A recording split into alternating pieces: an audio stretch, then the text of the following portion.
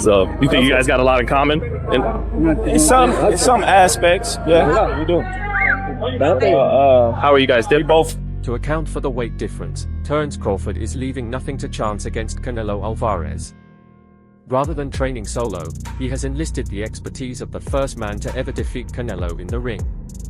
Crawford has decided to begin his training camp early, allowing him time to gain weight and adjust to it before his September fight. He does plan to take a brief break mid-year.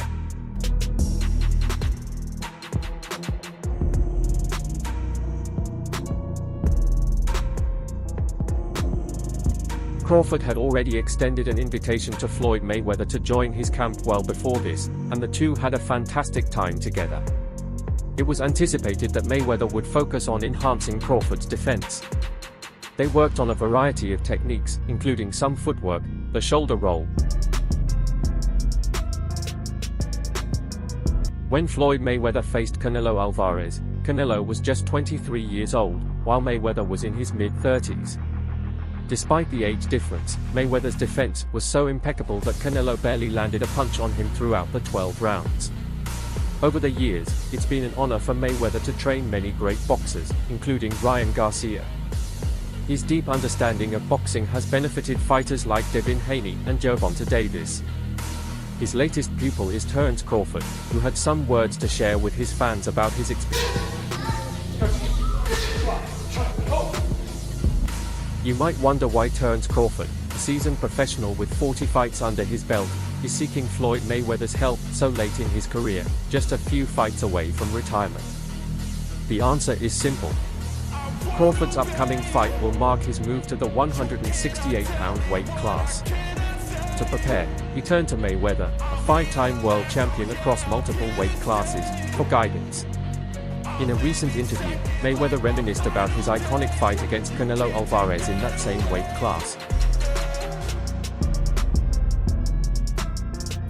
I had one fight at a catchweight, but it wasn't part of my original plan. Anyone can look it up online, the story is out there. At one point, I think Canelo thought I was afraid of him, that I didn't want to fight him. He even said, "Floyd doesn't want to fight me, I'm willing to meet him at 152 pounds. So, I called his bluff and said, if you want to do it, let's do it at 152 pounds. After Canelo made the weight, there wasn't a strict rule preventing him from gaining weight. He weighed in at 152 pounds, or maybe 152.2 pounds, but I came in at 151 or 151.5 pounds. I think he ended up weighing around 168, or close. Gave the sport of boxing their whole life, and sacrificed a lot inside that square circle. They should feel that way. So if he feel that way, more power to him. I had one fight, and the fight wasn't actually. Terence Crawford felt that this was a solid approach, as he still had a lot to learn about the new weight class he would be entering in less than a month. Despite the frequent comparisons between Floyd Mayweather Jr. and Crawford, fans have never failed to give the undefeated, 50-0, champion his due recognition. Crawford holds Floyd Mayweather in high regard, and when asked about their similarities, he had more to say. He praised Mayweather's greatness and acknowledged all of his impressive accomplishments. But it wasn't my idea. So at one particular time, you guys can, anybody, you can go online and pull this up. It was an article. So with Canelo said, I believe Canelo at one particular time thought I was scared of him, Crawford continued, "We have a lot in common in certain areas, but we're a bit different because I tend to take more risks earlier in my career. Floyd also took a lot of risks in the beginning, but it really depends on which Floyd Mayweather you're referring to. Are you talking about money or Pretty Boy? Pretty Boy was the aggressive, seek and destroy fighter, but after dealing with hand injuries, he couldn't maintain the same power. He also moved up in weight and started facing bigger opponents. Did not get hit and to make the adjustments that he's made to certain fighters. As Crawford mentioned, they do share quite a few similarities. However, boxing fans and analysts often compare the two to determine who would come out on top in a potential matchup. Recently, a new source suggested that Crawford would likely win in such a fight. That said, when it comes to pure boxing skill, it's difficult to find another fighter who has delivered more sweet science masterclasses than Floyd Mayweather. I think, I take more chances, Excuse me, Crawford. right now. But earlier in his career, he was taking a lot of chances as well. So, As Crawford mentioned, Pretty Boy was the more aggressive version of Floyd Mayweather, always taking the fight to his opponents, while Money Mayweather, years later, relied on outsmarting and outboxing his rivals with his brilliant techniques. Regardless of which style you prefer, both versions of Mayweather left a lasting impact on the sport, cementing his legendary status. On the other hand, boxing fans are still in awe of what Crawford did to Spence in his last fight, his powerful jab repeatedly snapping through Spence's guard, even landing in tight exchanges, and the precision of his counterpunches. Crawford displayed exceptional boxing ability, and while it wasn't the first time he'd shown such skill, it was unmatched against a fighter of Spence's caliber. When it comes to pure boxing ability, arguably, no one should be favored over Mayweather. But Crawford's style is different, equally effective and explosive in its own right. So, how would their boxing styles match up if Crawford were to fight Mayweather in his prime, with Crawford's sharp jabs against Mayweather's disciplined sweet science? Who would establish the jab first?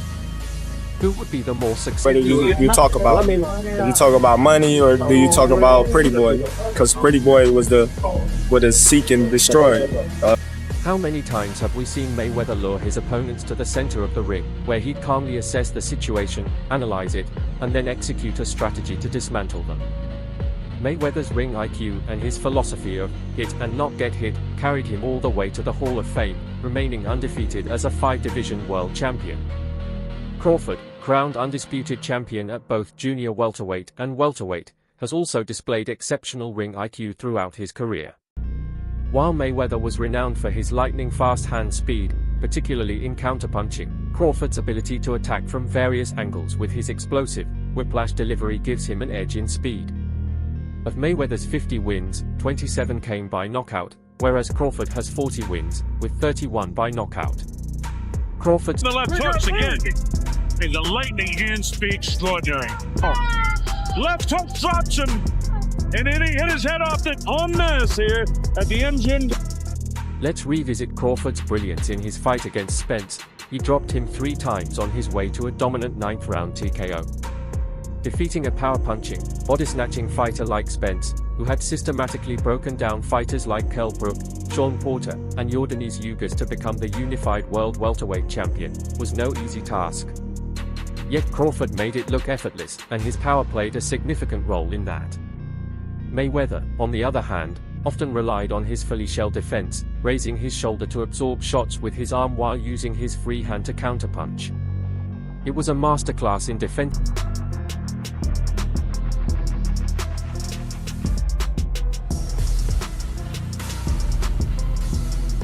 Crawford certainly has solid defense, but Mayweather took defensive boxing to a level of near perfection.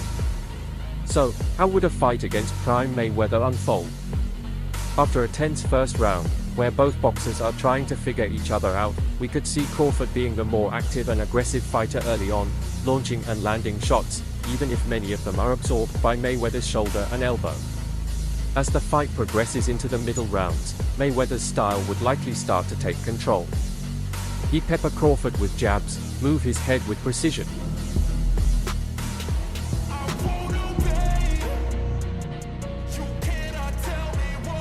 Yet, with a steady flow of pressure, Crawford's firepower could get to Mayweather, even potentially hurting the legend at times.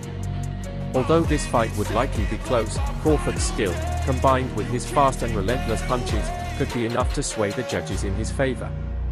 His pressure and volume might earn him a points victory over Mayweather's disciplined style. While moving up in weight is never easy, Crawford is hoping to avoid the mistakes Canelo Alvarez made when he faced Dmitry Bivol a few years ago. Alvarez's lofty ambitions caught up with him when he faced the unbeaten World Boxing Association light heavyweight champion, Dmitry Bivol. Alvarez landed a career-low 84 punches in 12 rounds, as Bivol used his defense and precise punches to pull off an upset by a unanimous decision. All three judges scored the fight 115 to 113 in favor of Bivol in a bout that looked anything but competitive.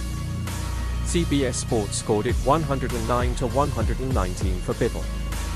6 months after becoming the first undefeated super middleweight champion, Alvarez moved back up to 175 pounds for the first time since winning the WBA light heavyweight title by knockout against Sergey Kovalev in 2019. During that week, Alvarez even teased a potential move to heavyweight. However, Bivol's technical strength, honed as a former Russian amateur star, stifled Alvarez's offense. Bivol's jab was sharp throughout, and he consistently responded to Alvarez's punches with clean combinations of his own. Bivol allowed Alvarez to fight at close range, but never gave him a clean strike zone. Most of the damage Alvarez landed was on Bivol's left shoulder and arm, as Bivol remained firm behind his high guard. Alvarez, whose only other loss came to Floyd Mayweather in 2013, connected on just 17% of his punches against Bivol, being outlanded 150 to 284 according to CompuBox. After the fight, Alvarez said, "I thought I was ahead on the scorecards going into the final rounds. He's a great fighter. Sometimes in boxing, you win or lose. I lost today, and he won." To avoid such damage, Crawford has sought Mayweather's advice. As for Mayweather, his results as both a trainer and fighter speak for themselves. The most recent boxer to train with him shocked the world with a big win earlier this year. That's unbelievable. Young boxing fans that are watching Floyd Mayweather is seeing one of the greatest defensive fighter of all time. I mean, that's how strong. Everywhere and then he's nowhere. You think you... And again, it's not just hand. During a lengthy interview with Patrick Bet David on a podcast, Ryan Garcia, the junior welterweight contender from Victorville, California, opened up about his highly publicized friendship with Money Mayweather. He made it clear that he holds the Hall of Fame fighter in higher regard than most people, even those within his inner circle. When Bet David asked which high-profile person in his life had the license to offer him harsh, unfiltered criticism, Garcia immediately named Mayweather. Bet David also asked Garcia for his thoughts on the much-discussed potential matchup between the extremely talented Canelo Alvarez and Terence Crawford, both of whom are regarded as some of the best. The way he rolls with punches. Look at the way he makes it miss. I mean, here we go. Through a series of punches and nothing really landed. The perfect fight for Mayweather. Oh. I remember when I first got into boxing, one of the first things I learned was that you should respect weight classes. But Terence Crawford is one of my favorite active fighters. He has very good skills, excellent skills. Maybe he could show us something new. He already knows what to do, and his coach knows too. They'll find a way to get it done, said Bivol. When directly asked whether he thought Crawford could beat Canelo, Bivol replied, "I can imagine it," highlighting how much he values Crawford's abilities, even though Crawford would be challenging a naturally larger opponent. Bivol also mentioned that Crawford's ring intelligence could give him an edge over Canelo. "I can tell you that Crawford is one of the best boxers in the world right now. I see him as having a higher fighting IQ.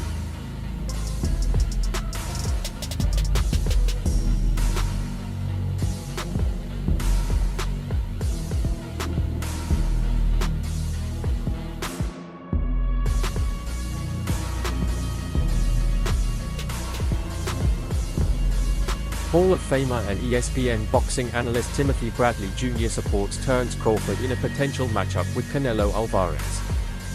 Bradley took to his YouTube channel to speak in favor of Crawford. "Everyone keeps talking about the weight," Bradley said. "Crawford just recently moved up from middleweight to 154 pounds, while Alvarez has been fighting at 168 pounds since late 2020. But people keep saying Crawford doesn't stand a chance. When was the last time Canelo knocked someone out? It's been a while." Alvarez's most recent knockout was against Caleb Plant in November 2021.